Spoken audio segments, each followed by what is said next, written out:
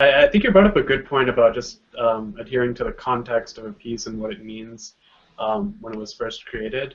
So that sort of made me think about the old Tanjore quartet Varnams and how they're dedicated to a patron, and it thanks the ruler who commissioned the piece, right?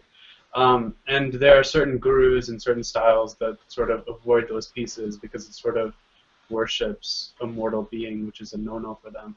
Like, what do you think about that? Do you think they're missing out? Because, you know, the Tanjore Quartet, like, I love their Varnams and I think they're real gems, but they do have a certain point to it because, you know, it is sort of glorifying a physical, a real-life ruler versus a deity. What do you think about that? I don't think there's anything wrong in glorifying a human being. I don't find it objectionable. On the contrary, I find myself to be too insignificant and too small to be judgmental of compositions that are so grand and musically so sophisticated, and the genius that composed the collective genius of the Thanjavur Quartet that composed these magnificent works of art go beyond any limitations of our own mind that can call it immoral or inappropriate or in conflict with our ideas of what is sacred and what is secular. And I think that the music in it is sacred. I mean, what else is it? If you hear it, it moves you. It takes you to a different place. If it were composed with the idea of purely a carnal indulgence, it would just remain that. Not that there's anything wrong with it. Wouldn't have come this far. And it can be, and it can be erotic in its own right, and we must acknowledge it if that is the case. We must not couch it in a way that is suitable to our own idea of, you know, what our comfort is in expressing ourselves and our sexuality. But, you know, I don't mean to sort of pass a judgment on how people treat it.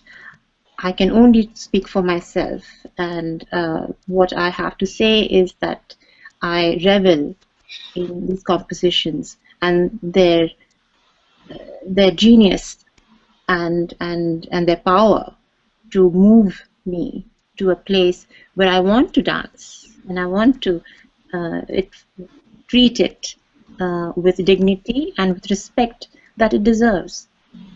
So I think the argument against, not really against, but to put the argument in context, a lot of people have objections to who the program is targeted towards. So, for example, in the times that these compositions were created, let's say allotting to one particular day, a man or a deity, if it was an evening sabha kacheri in a palace where only adults are allowed, as opposed to now where you're dancing to a general audience. Let's say if it's in India, most of your, like a good part of your audience is kids who are learning dance.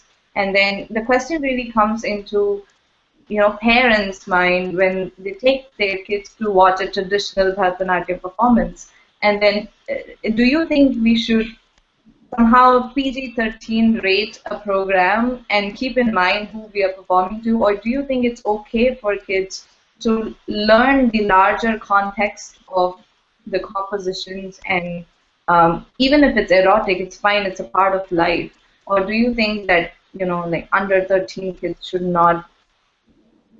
Do you think it's too complicated if they won't understand what's going on stage, or are parents concerned, okay, that maybe not talk so much about infidelity and talking about the other man and the nails the nail scars of love making on stage when, you know, most of your audience is kids trying to learn the art form? So the content and then the instrument to relay the content, which is the cultural dance. Do you think there's a dichotomy going on in what is presented and to whom, and then how do you resolve all these issues, and what's your opinion on that? This is a very complex issue. Well, it's not an issue actually. We make it an issue. I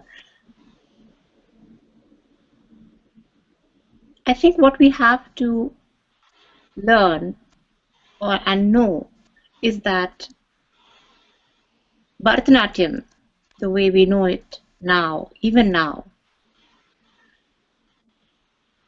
in it, everything that is expressed with an intention and expressed with subtlety. It is all, whatever is shown on stage, the content, the same content, can be treated very differently by different artists. And I think that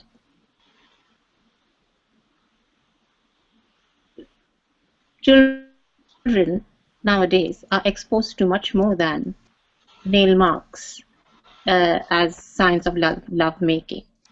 I don't worry about Kshetraya's padams being offensive to a generation that is exposed to internet and all kinds of media savvy generation. That is, they are so adept. Just by a click, they can look at anything and be exposed to anything. I think parents are sometimes in denial that their children don't know, or that they don't understand, or they should be. Of course, the instinct is to protect the child, and one should. But I think we are in a bit of a denial if we think that a Kshetraya's padam is going to be offensive to a child. It's a bit of a stretch, if you ask me. I think that the compositions, the way they are, should be treated with dignity, like I said before, and I wouldn't go beating around the bush about it. If it is erotic, it should be treated in that way. But of course, with finesse and in good taste. I don't mean to say that you should,